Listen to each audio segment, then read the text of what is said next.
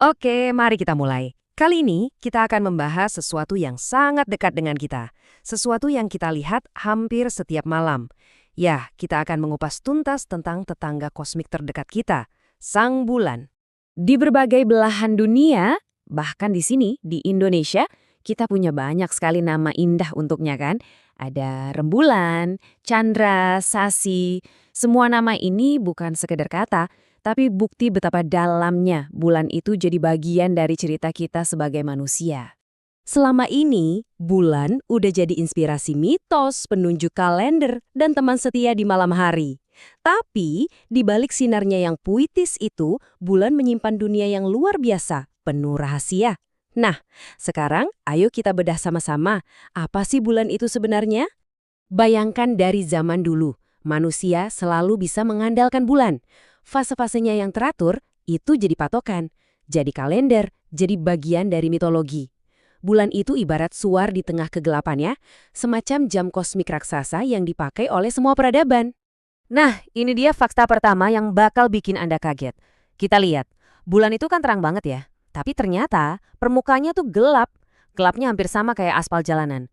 Kok bisa kelihatan terang? Ya itu cuma karena dia dikelilingi oleh gelapnya luar angkasa yang pekat. Cuma kontras aja. Oke, lupakan sejenak citra bulan yang tenang dan romantis itu. Karena kenyataannya jauh berbeda. Bulan itu bukan tempat yang bersahabat. Sama sekali bukan. Itu adalah dunia yang sunyi, senyap, dan penuh dengan hal-hal yang ekstrim. Coba kita bandingkan langsung dengan bumi. Wah, beda banget. Di bulan itu hampir nggak ada atmosfer. Artinya, nggak ada udara buat napas, nggak ada pelindung dari radiasi, dan nggak ada selimut yang bisa nahan panas. Gravitasinya juga cuma 1/6 bumi. Jadi ya, Anda bisa lompat 6 kali lebih tinggi di sana.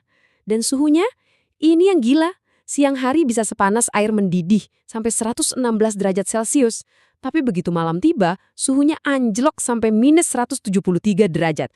Ekstrim banget. Bahkan permukaannya sendiri itu punya dua wajah. Pernah perhatiin nggak ada area yang gelap dan ada yang terang di bulan? Nah, area gelap yang dulu dikira lautan, itu yang disebut Maria, sebenarnya adalah dataran bekas gunung berapi yang kaya akan besi.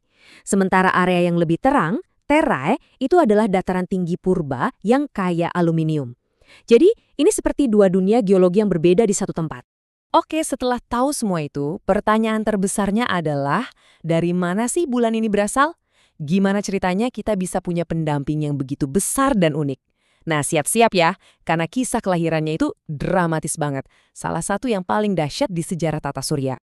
Kisah kelahiran bulan ini jauh dari kata damai. Bulan itu lahir dari kekacauan, dari sebuah tabrakan kosmik raksasa. Coba kita putar waktu ke masa lalu, ke awal tata surya terbentuk.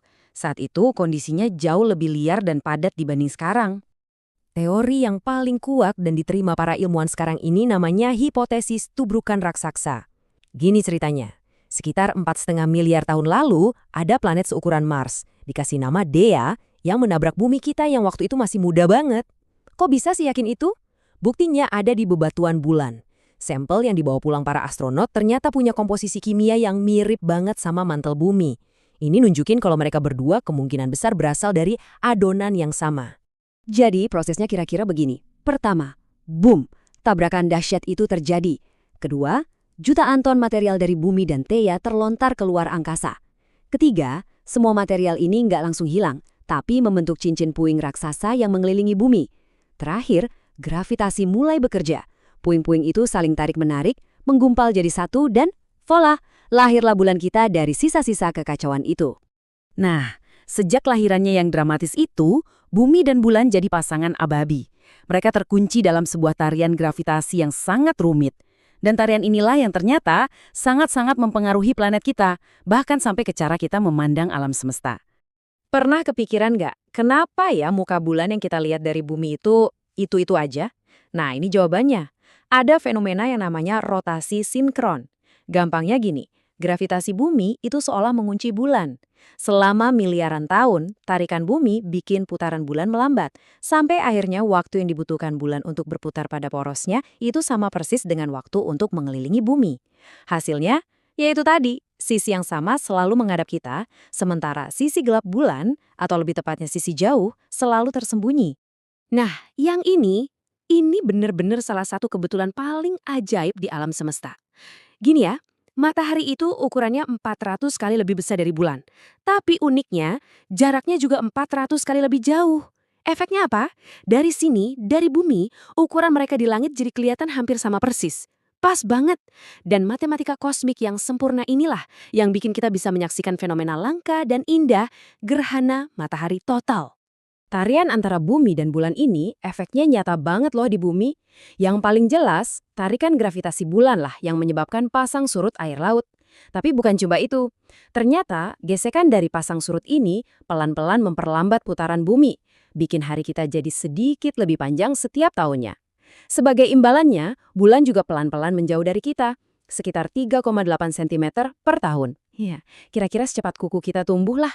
Ribuan tahun lamanya, manusia cuma bisa menatap bulan dan bertanya-tanya.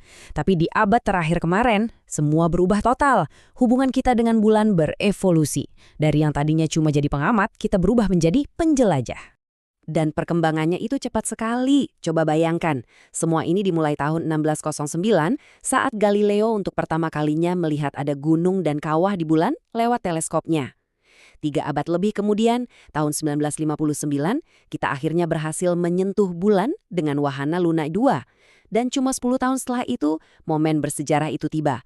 Manusia pertama mendarat di bulan lewat misi Apollo 11. Sampai sekarang pun, penjelajahan ini terus lanjut dengan misi-misi robotik yang makin canggih.